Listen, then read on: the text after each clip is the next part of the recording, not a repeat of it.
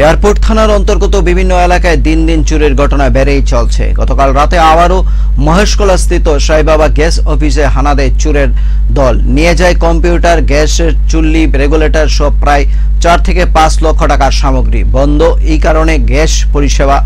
এই বিষয়ে এয়ারপোর্ট থানা লিখিত অভিযোগ করেছেন কর্তৃপক্ষ। পাশাপাশি সাইবাবা গ্যাস অফিসে চুরির দলের হানার জন্য অত্র এলাকায় ব্যাহত গ্যাস পরিষেবা। এলাকার ব্যাপক চাঞ্চল্য সৃষ্টি হয়। ধারণা, ড্রাগস সেবনকারীরা এই চুরির কাণ্ডের সঙ্গে যুক্ত।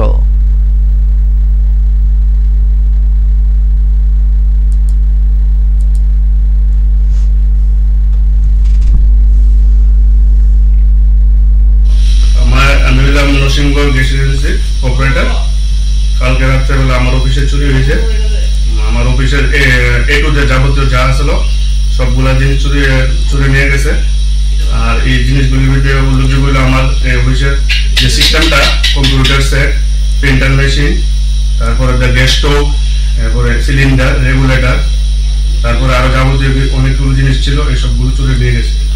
সেগুলি নিচ্ছে, সেগুলির আনুমানিক বাজার মূল্য কত হতে পারে? এটা বাজার মূল্য 4 থেকে 5 লাখ টাকার মতন মাল নিয়ে গেছে।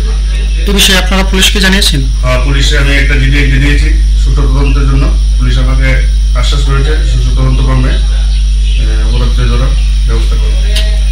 আপনারা কোন সময় এসে দেখেন যে জিনিসপত্র? সকালবেলা ঠিক 9:15 আমি অফিস খোলার জন্য আসছি। দেখি সামনের দরজাগুলো ভাঙা, কাটা।